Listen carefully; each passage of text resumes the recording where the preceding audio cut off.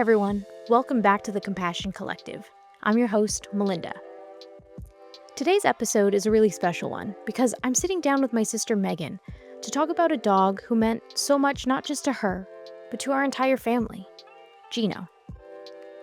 If you've ever had that one animal who just becomes part of your story or your family's story, you'll understand why this conversation matters. Megan and Gino had a bond that was big and joyful and sometimes chaotic. In this episode, we talk about all of it: how Gino found his way into her life, the memories that still make us laugh and, yes, sometimes cry, and the love that shaped who Megan is. Megan is my younger sister. We're close in age, only about 3 years apart, so we've always been very close. And I'm so happy she stopped by to share Gino's story and what he meant to her. It always feels so grounding to retell these stories and have a good laugh or cry about them. It truly feels like honoring Gino and the impact he had on us all. I do want to give a gentle heads up before we get started. Toward the end of our conversation, Megan shares circumstances around Gino's passing, including a dog attack and his final moments. We do handle it with care, but I know that kind of story can be difficult on some listeners, myself included. So please take care of yourself and listen in whatever way feels right for you. With that said, I'm grateful you're here. So let's get started.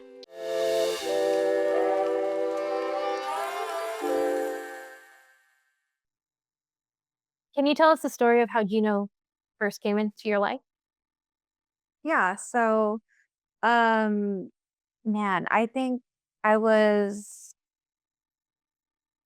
a freshman in high school when we first met Gino. Mhm. So we went to go visit my grandma, who lived in Spring Branch at the time, and an aunt of ours had gone to go visit, and she had this little tiny raggedy looking thing with her. I mean, you could fit him in your two hands like this, and he was just so tiny and so ugly, but so cute. Looked like a furry potato. He really did, or Yeah. I like Chewbacca. Yeah. And that was the first time I ever interacted with him, but, he wasn't mine.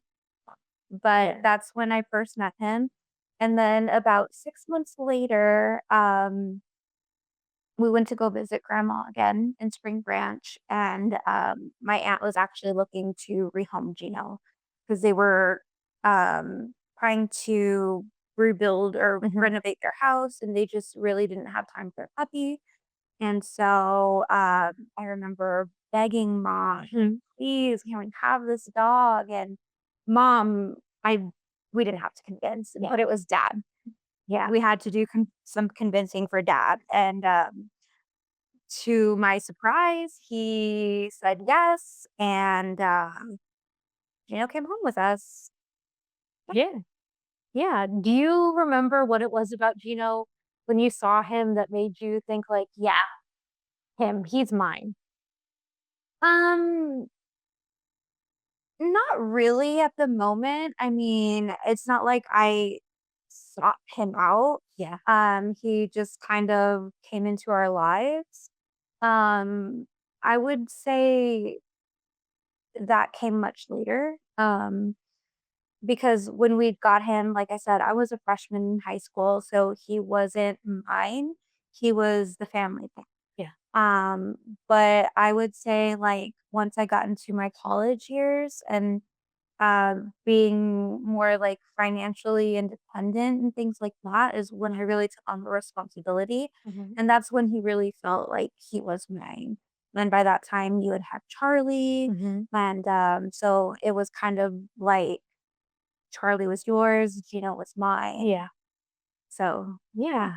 Yeah. It was interesting too to bring home Charlie to Gino because Gino was used to being the only dog and seeing him kind of step up at first being very apprehensive and very like, who is this? I don't Right. want anything to do with him. And then, having moments where we would see them like, oh, they're bonding. Like they became very close. Hmm.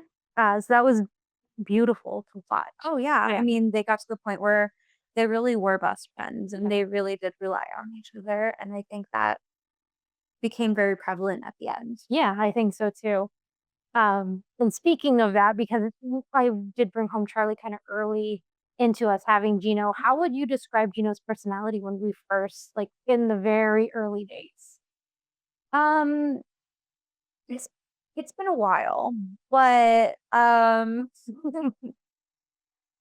he had such a big personality. Hmm. Um, which I don't think we only saw the very cute, cuddly side until one day he got a hold of a toothbrush. Yeah, I remember that. And we saw a very different side of him, an aggressive side of him. Yes. Um, and he was very territorial. Hmm. Um, he would turn into a little monster. Yeah. We would joke that he was possessed. Yeah. Um, because he would get very aggressive, Hmm. to the point where he would bite you. Yes. He would draw blood. Um, but it also just kind of became like this quirk. Like, Yeah. um, I know I always had to give the Geno disclaimer to Yeah. people because, I mean, he was 13 pounds. He was this little dog. He's a Pekingese. Hmm. Had this long hair. I mean, he's small and he's cute and people want to go and they touch him. And Yeah. I always had to be like, oh, no, that's not a good idea. He is not friendly. Yeah. He will bite you. Yeah. He was not the Um, most socialized, but yeah. yeah. And especially like kids, we had a lot of Hmm. very young cousins at the time. And, they saw a small dog and they're like, "Ugh," and we're like, no, No. this is not the one No. to pet. Yeah. And, strongly disliked kids. Yes. Yes, he did. And that's so funny too, because I think a big part of Gino's story is Charlie. And Charlie was so good with kids. And Charlie was very good about if he saw a kid walking to Gino, even he would go and like block Mhm. the kid from Yes. Gino. So he would go and stand in between them. Yeah. Yeah. And he was very, I think maybe overly patient because he knew Gino was. So the kid needed someone. So he was like, yeah, that's me. Yeah. Yeah. Sure. Yeah.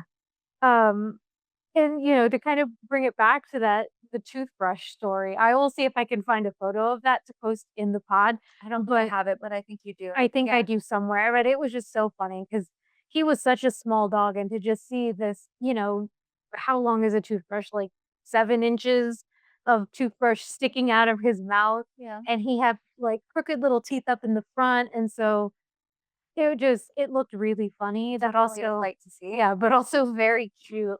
Uh, so yeah. Yeah. So what are some of your favorite memories of Gino? I have so many. I think one that comes to my head was I mean I think I got really close with him like in my college years. Mm. And that's when I was a nap queen. I took a nap every chance I could. And I would come home from class and I'd go to and, I'd get home and I'm like, play with Gino, check on him, and I'd tell him, "Gino, you wanna go meet?" And he would go running to the bed, like he knew, and he would be up, like with his paws up against the bed, like waiting for me to pick him up, and that boy could sleep, and so could I, and we bonded over that. Yeah. Yeah. Oh, I know it was so funny is, it wasn't even just you saying, Gino, want to go Mimi's. Like he didn't sleep in my room, but I could be like, Gino, time for Mimi's. And he would run to Megan's room and go and post up on her bed, like, help pick me up. Yeah, like I'm waiting. Yeah. I'm the sassy little guy. He was so sassy. Yeah. Well, tell me another story. What's something else that you really makes you think Um, of Gino? there was one day, I think I was in bed watching a movie and I had some gummy bears. And I was like, you know what? I'm just gonna give him one.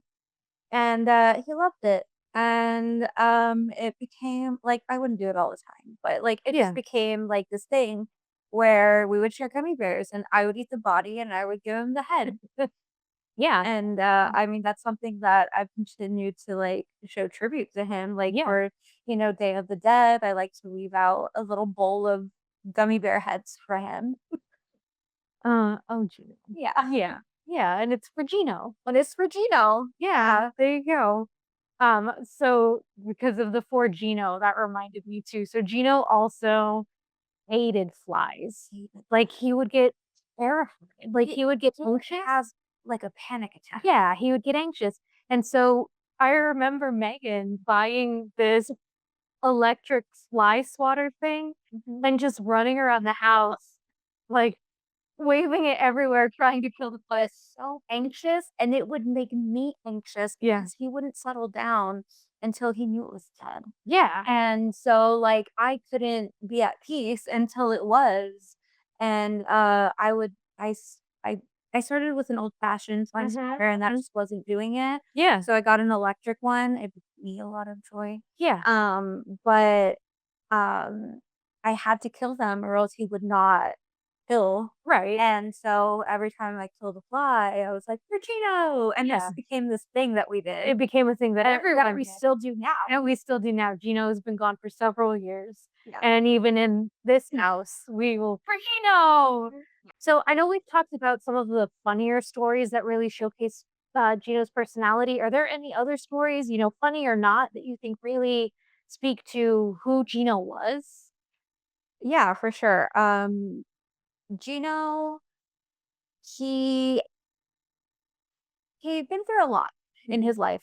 Um, Pretty early on when we got him, there was one day he just kind of stopped walking. Mhm. He just kind of like he really couldn't use his back legs, and we didn't really know what was wrong. And this was really our first family dog that we really took care of in the sense of like getting them their shots and taking them to the vet regularly. Who was indoors? Yeah, he was indoors. All of our other dogs, like growing up, they were always outdoors. Um, so I remember when this happened, I was still in high school, Mhm. and you know, I obviously couldn't pay for this myself. So I and just knowing how we were, how our parents were in the past, like Mhm. not really taking pets to the vet, I didn't know how it was going to turn out. But we did end up taking him. They told us that he had a herniated disc in his back that was pinching on a nerve, and he was basically paralyzed. And I just remember thinking, like, oh my God, what are we going to do? And so I remember going with dad and we took him, and they said that, what they recommend is leaving him there for a few days and him getting like a series of steroid shots and things like that. And I remember them going through the breakdown cost, and I was like, there's no way that mom and dad are going to pay for this. Yeah. And to my surprise, dad was like, yeah, like, well, like, we got to do what we got to do. Mhm. And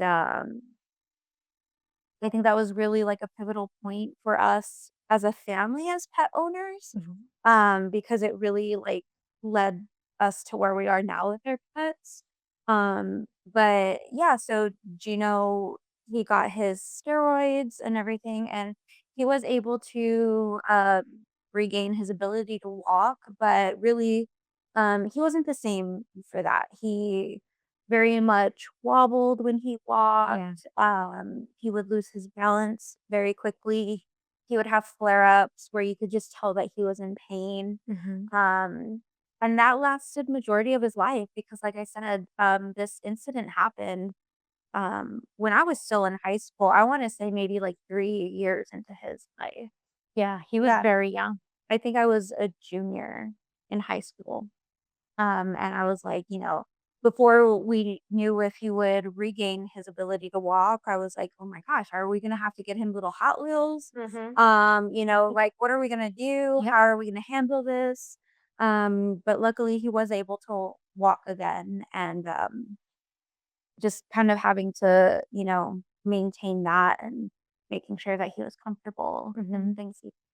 Yeah, no, he was a very resilient He was. little guy. So when this was happening, you were in high school, I was in college, Mhm. so I wasn't there. I wasn't there for a lot of, the Gino early years, I get to visit him and everything when I'd come home for, Christmas and the summer, and so Gino and my relationship was a little bit weird. Yeah. Um, I think I very much wanted to be part of Gino's life, and Gino very much was like, "You are too much." So he would, we had our own little, like, things that we would do together, and I think the other thing is I brought Charlie home, and he very was like, "What is this? Who is Yeah. this? I don't know who you are, and you're bringing another dog home." So Gino and I had a little bit, I don't wanna say Gino and I. Gino had a little bit of a contentious relationship with me. I was not contentious toward him. I loved him. But I think maybe he thought a little too much sometimes. So there were Sure. yeah, so there were times where I'd be like walking down the hallway in the house and he would see me. He'd be laying in Megan's room, like on his bed, and he would hear me coming down the hallway, and he knew it was me because Megan and I walk very differently. And so he would run out of Megan's room and attack my feet and just a drive-by bite, and then he'd run away. Yeah, that was very Gino of It was him. very Gino of Yeah. him, and that was very much our relationship for the entire time we had him.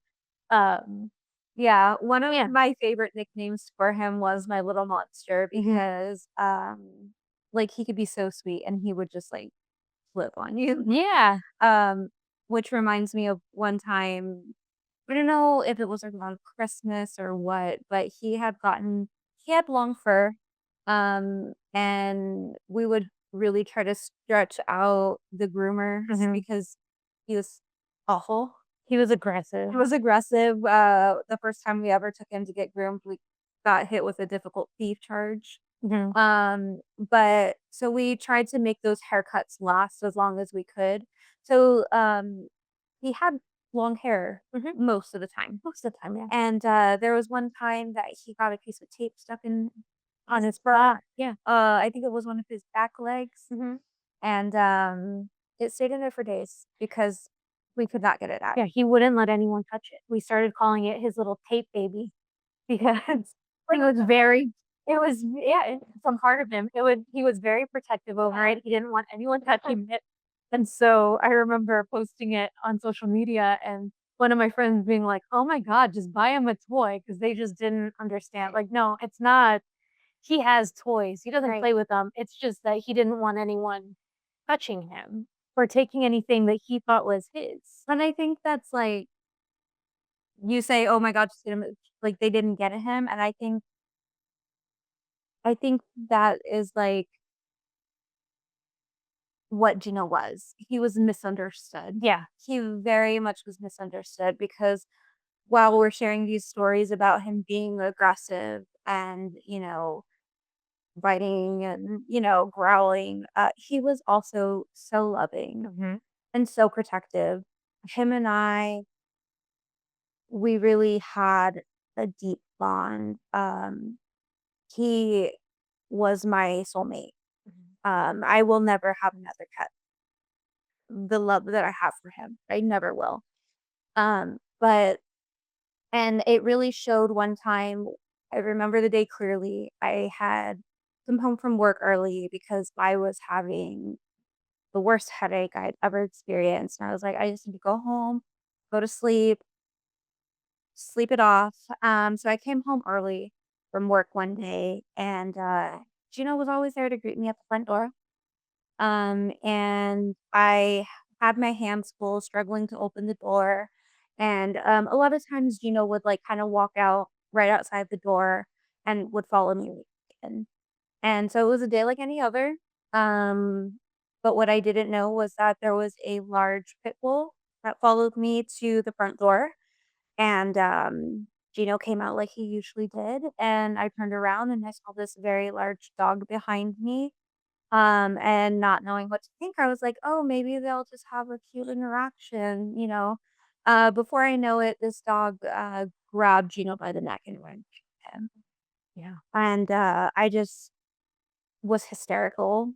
I thought that I mean, because he ran off with him, I was like, "Oh my god, I'm never gonna see him again." Yeah. Um, I ran across the street. I found that the dog dropped him and Gino had made his way under a truck so that the dog couldn't get to him. And both him and I were just very disoriented. I picked him up, grabbed him, and noticed blood. And I called you in hysterics and totally freaked you out. Yeah. We couldn't understand anything you were saying. Yeah. And then you were like, okay, call Lisa Marie. Yeah. She's our cousin. She is a vet. Yes. And I was like, yeah, that makes a lot of sense. Yes. So I ended up calling her. She came over, and we ended up taking him to an emergency room. And I mean, the vets, they were like, he is a miracle. There aren't even like puncture wounds, aside from being beaten up a little, and losing a tooth. He was pretty much free of harm. Yeah. I mean, he definitely had some flare-ups from his back, from his previous injuries, but, yeah, I mean, he did have to have surgery to remove that tooth that broke because his root was exposed. But really other than that, like, there was no, like, severe damage. Yeah. That was Gino, right? Like he was fiercely loyal, fiercely protective, cranky, a little bit of a grumpy old man. Oh, for sure. For sure. Yeah, Especially in his later especially in his later years. Yeah. Yeah, which so, we how long did we have Gino? We had him for 14 years. Yeah, it was a long time. With that, I don't think I realized it was 14 years. That was a long time. And I know in that last year, it was very difficult. Mhm. What was it that really made you feel like things were changing with Gino? Um, Specifically, there was one day that we were laying in bed, like we were good at, and I had noticed something like kind of protruding from his mouth, Mhm. and I I got a closer look and I was like, I don't know what this is. I remember taking some pictures and sending them to Lisa Marie. I was in a Pekingese group on Facebook and I was like, hey, like, I plan on taking him to the vet, but has anybody seen anything like this? And I got a lot of scary answers. From, I mean, some people was like, oh, yeah, my dog gets that. It's fine. Yeah. To that's definitely cancer. Mhm. So I made an appointment for Gino, took him in. This was during COVID, so like the beginning of COVID. So I wasn't able to go in with him, but they did what they needed to do, and they told me that it could very well be cancer. That they want to take a biopsy. They did. I think they took like some fluid from inside and like looked at it under a microscope, and that's how they were able to say like, yeah, we think it's cancer, but that we wouldn't know unless we had it surgically removed and sent to the lab. So, I tried not to worry until I needed to. We ended up having that growth removed, and Lisa Marie was actually the one that performed the surgery, and she was actually the one that got to tell me that it wasn't cancer, Yeah. um, and that it is an aggressive cancer, and that while she did remove it, the tumor, that it had spread, and that it would only be a matter of time before it grew back. And when you got that news, how did you navigate the cancer diagnosis and figuring out what to do next? I really relied heavily on y'all as my Mhm. support, his vet and asking Lisa Marie their professional opinions. The feedback I was given from one of his vets was that, people, while the tumor grows back and regenerates, some people get it removed like one after another after another. But I knew that with every removal, every time it was kicked and prodded at, it would just become more and more aggressive. Mhm. I remember saying from early on when I first got him, like, I would always do right by him Yeah. and I would never keep him around for my selfishness. Like, if he was in pain, if he was suffering, I would do what I needed to do. And I didn't want him to ever just be existing for my own selfish reasons. Yeah.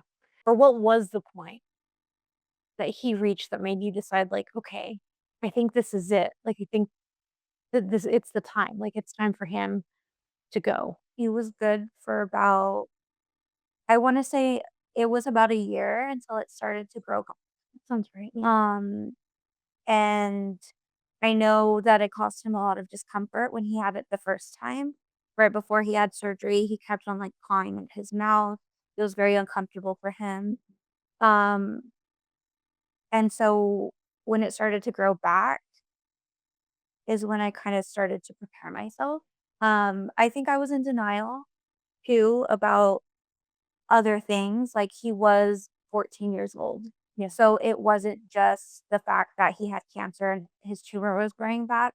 He was also just slowing down. He was in chronic pain from his back. He would be just very dazed, Yeah. like lethargic. Mhm. Um, I mean, there were so many times I'd come into the room and he'd just be asleep, and I had to check to see if his stomach was moving, if he was breathing. It was getting to that point where I just wasn't sure if he was going to be there when I got home. And I think just, again, like asking y'all's opinion because I knew that I could be blinded by the truth because I so desperately wanted to keep him. Yeah. So I think Lisa Marie, like, kind of telling me, like, I think it's time. Yeah. Like, I mean, she's seen things in her career and, she knows what she's talking about. So, like, Yeah, and she she also, like, her and also had a very good relationship. So I know that that wasn't easy for her to make that call, but we all just wanted to do right by him. So I think, like, hearing from her was really like, okay, yeah. it's time. Yeah, I think I kinda look back on it too, and I think about, there were times where you could tell he was kinda confused. Yeah. Like, he was definitely losing some of that mental capacity that he had. Yeah. Um, Even after we did put him down, the grief, along with the grief, there was like regret. yeah, There was, did I do the right thing? Like, did he still have some more life in him? Did I take that away from him? I think what has given me peace is the day that he was put down.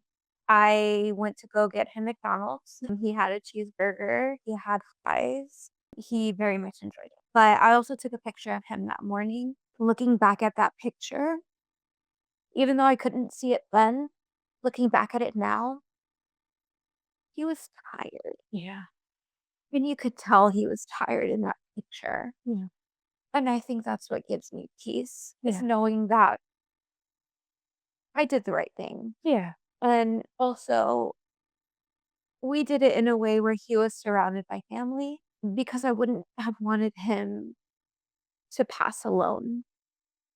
And with every day that passed, that was becoming the possibility. yeah.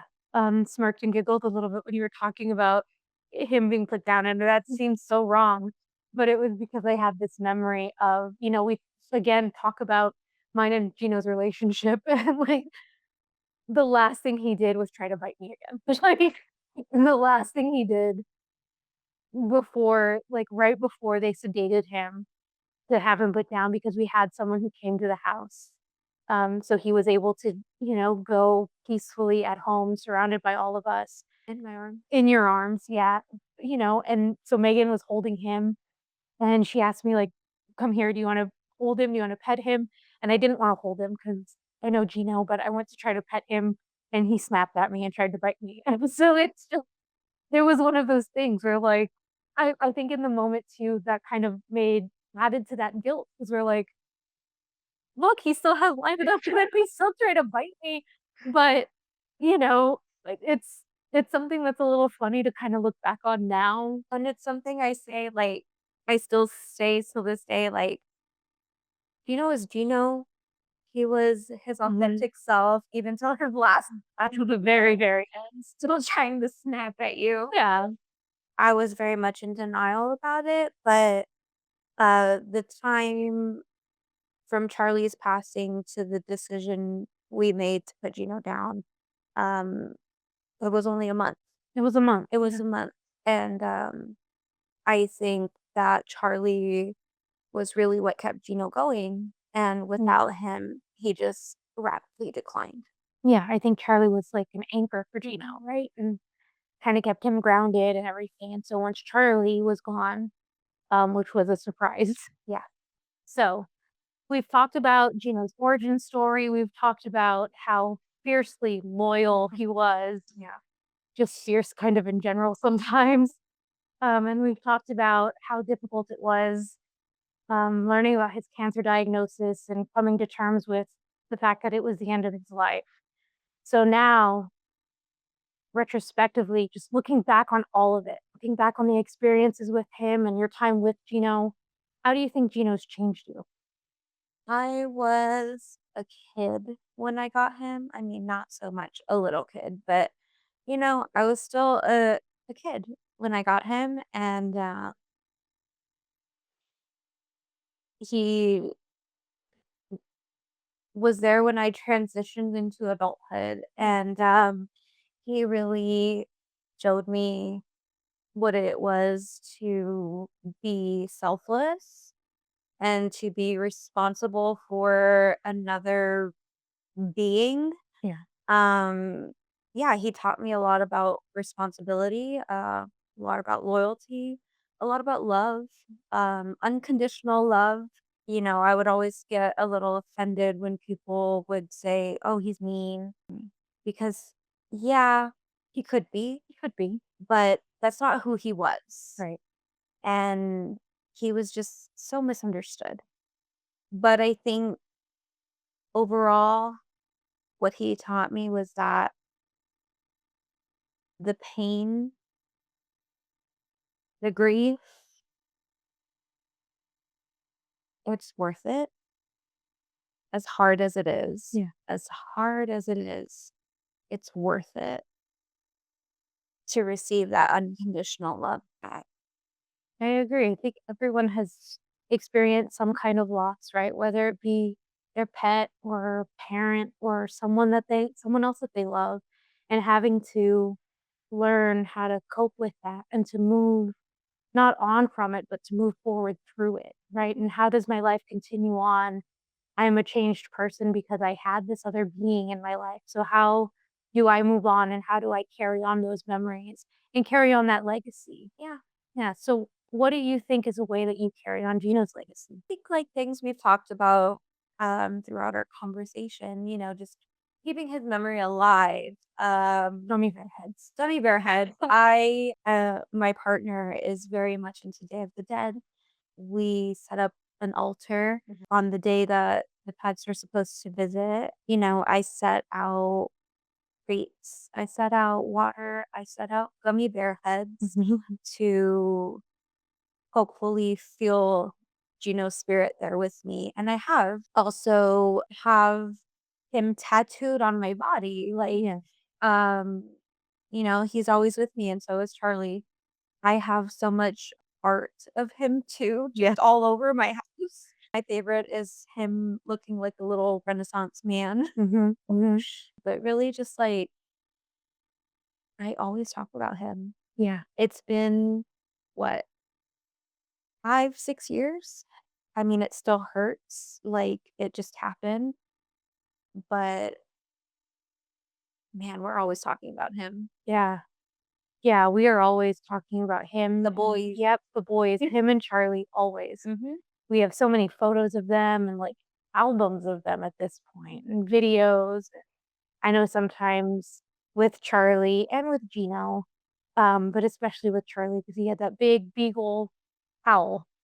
I miss hearing that sometimes. And so I'll watch videos of mom and dad getting home because Charlie was so obsessed with mom. And so he would freak out and he would scream almost. So sometimes I miss hearing that. And I miss that when he would start doing that, because he had that big beagle bay that he would do, Gino would throw his little head back and it would be the highest pitched little that would come out of his mouth. And it was so fun. And how to howl, and they would just howl together. Harley doing this authentic howl and he's just doing this little tiny wimpy. Yes. It was so cute. Yeah. So cute. Yeah, and I think also what really helped me through it too is before Gino passed, even before Charlie passed, I adopted a kitten. Yes. Her name is Olive. It took them a bit to get adjusted, but they did. Yeah. Everyone started to get used to each other. And I remember I was terrified that Gino would just like attack Olive, but it took a lot of babysitting and it definitely took time, but Olive adored Gino Mm-hmm. and always just wanted to be right next to him. And Gina was like, "Can you give me space?" Yeah. And then also, Olive would always go and smack Charlie's booty with her paw. She would. Yeah. Yeah. She would kind of hide and wait for him to pass by, and she And then, would like, that's not good. Then it's good. Then run off. Some of my favorite memories of that time with the three of them, though, because she so badly wanted to be near Gino, is we had that big dog bed in the living room, and Gino would be asleep, and Olive would just go and lay next to him, but like toward his back, so he couldn't see her, so he didn't know she was there, and she just looked so content, like, "Yeah, this is what I So wanted." close to Yeah, him. this is Perfect. Yeah. so I have so many pictures of her just doing that. Yeah, And he has y no clue. that was already towards, like, Yeah. the end of Gino, Mhm. so, like, when he slept hard, Yeah. and, he would not hear her Mm. trying to snuggle up against him, Yeah. and it was the cutest thing ever. Yeah. Thank you so much for being here and for sharing Gino with us and all of our stories, our laughter, all of our tears around him. He was a special guy, Yeah. and I know we miss him so much. So much. Yeah. Thank you, Megan. I appreciate you being here. Thank you, and I just feel honored to be able to tell Gino's story.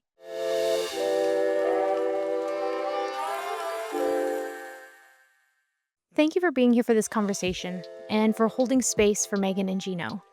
These stories aren't always easy to tell, but they matter because they remind us how deeply animals shape our lives and how much compassion we're capable of. If this episode resonated with you, I would love for you to subscribe, share it with someone who might need it, or leave a review so more people can find our community. And since February is Spay Neuter Awareness Month, I want to take a moment to highlight an organization doing incredible work here in San Antonio. SNPSA. SNPSA provides low-cost spay and neuter services, community education, and life-saving programs that help reduce overcrowding in shelters and give more animals a chance at a healthy, safe life. If you're able to, consider supporting SNPSA. You can share their resources, schedule a spay-neuter appointment for your own pet, or volunteer at one of their Big Fix events in the spring or fall. As always, if you have a story about a pet who changed your life, I'd love to hear it. You can send it to compassioncollectivepod@gmail.com for a chance to be featured in an Extra Life mini episode. Until next time, take care of yourselves, take care of each other, and keep choosing compassions in the moments that matter.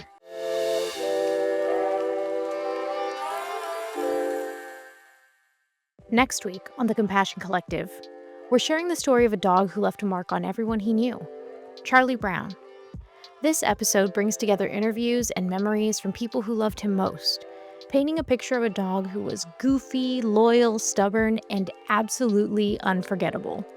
It's a celebration of life, the joy he brought into the world, and the community he built just by being himself. I can't wait for you to hear it. I hope you join us for episode 4 of the Compassion Collective, Charlie Brown.